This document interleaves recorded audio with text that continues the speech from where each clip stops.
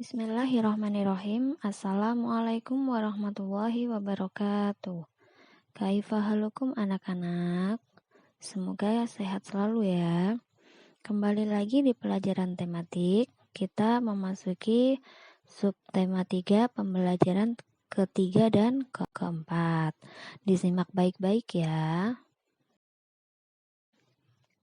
Kondisi geografis Indonesia sebagai negara maritim dan negara kepulauan menyimpan potensi yang besar dalam berbagai bidang. Wilayah Indonesia yang berupa kepulauan antara pulau satu dengan pulau yang lain disatukan oleh laut, mengakibatkan bervariasi potensi yang dimiliki oleh bangsa Indonesia. Dikarenakan kondisi geografis Indonesia sebagai negara maritim atau negara kepulauan, sehingga berpengaruh besar terhadap berbagai bidang, seperti bidang ekonomi, sosial, budaya, dan transportasi. Apa saja pengaruhnya? Bu Nanda akan menjelaskan satu persatu. Yang pertama, Bu Nanda akan membahas pengaruh kondisi geografis Indonesia sebagai negara maritim terhadap kehidupan ekonomi masyarakat. Kita tahu bahwa wilayah Indonesia itu sangat besar dan luas. Tentu saja Laut Indonesia mengandung keanekaragaman sumber daya alam laut yang sangat potensial, baik hayati maupun non-hayati. Contohnya apa saja sumber daya alam laut tersebut? Banyak ya, contohnya sumber daya alam lautnya apa ya? Ikan, terumbu karang, kemudian wisata bahari, sumber energi minyak, gas bumi, bahan mineral, media transportasi antar pulau, dan lain-lain. Masih banyak lagi potensi alam yang tersebar di seluruh wilayah Indonesia. Nah, dikarenakan kita mempunyai sumber daya alam laut yang sangat berpotensi, sehingga dapat kita manfaatkan sebagai usaha atau pekerjaan masyarakat Indonesia. Nah, jenis-jenis pekerjaan apa saja yang berkaitan dengan pemanfaatan sumber daya laut? Apa saja? Ya, nelayan, petani garam, penambang minyak bumi, penyelam tradisional, petani mutiara atau kerang, pemandu wisata bawah laut, dan masih banyak lagi.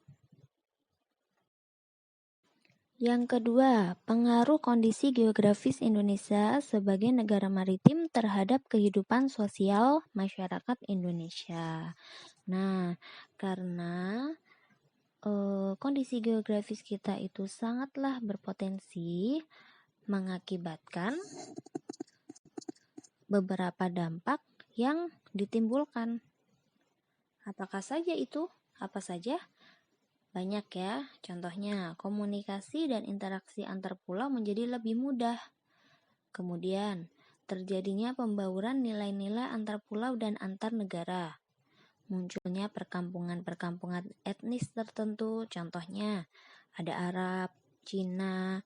Kemudian, terjadi perubahan perilaku masyarakat.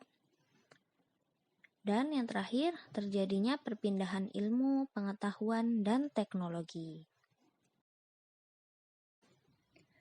Di buku paket halaman 148 dan 158 ada dua bacaan. Yang pertama berjudul tentang kejayaan bahari masa lalu, dan yang kedua berjudul apa? Kapal pinisi, kapal penjelajah dunia. Nah, dua bacaan tersebut kalian bisa membacanya sendiri di rumah. Kemudian sembari membaca, kalian juga dapat menemukan ide-ide pokok setiap paragraf ya. Kalian bisa mencarinya sendiri di rumah.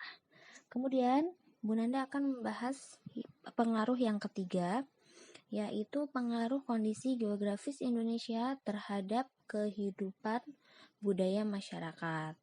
Nah, ciri Ciri keragaman budaya lokal Indonesia dapat dilihat dari hal-hal sebagai berikut. Ada keragaman suku bangsa, keragaman bahasa, keragaman agama, keragaman seni, budaya, dan masih banyak lainnya ya. Itu pengaruhnya terhadap budaya masyarakat Indonesia. Dan yang terakhir, pengaruh kondisi geografis Indonesia terhadap transportasi masyarakat. Nah, kita tahu bahwa wilayah Indonesia sangat luas yang berupa kepulauan dan disatukan oleh laut yang sangat mempengaruhi kondisi transportasi yang ada. Nah, jalur strategis tersebut digunakan untuk menghubungkan antar pulau satu dengan pulau yang lain. Biasanya menggunakan jalur laut, jalur udara, jalur darat. Kalau menggunakan jalur udara, biasanya kita menggunakan pesawat terbang. Jika jalur laut menggunakan kapal, dan jika jalur darat kita bisa menggunakan kereta api, bus, dan mobil. Baik, Bu Nanda sudah menjelaskan pengaruh kondisi geografis Indonesia terhadap bidang ekonomi, sosial, budaya, dan transportasi. Kali ini tugasnya berhubungan dengan transportasi masyarakat Indonesia. Nah, tugasnya kalian buka atlas kalian masing-masing. Lalu tugas akan dicantumkan di Google Classroom. Oleh karena itu, untuk mengerjakan tugas, silakan masuk Google Classroom dan dikerjakan tugas tersebut. Lalu, untuk panduannya, kalian bisa melihat buku paket halaman 166 dan 167. Ya, baik. Bu Nanda sudahi untuk materi pembelajaran kali ini. Bu Nanda akhiri. Wassalamualaikum warahmatullahi wabarakatuh. Baiklah, Bu Nanda kira cukup untuk pembelajaran kali ini.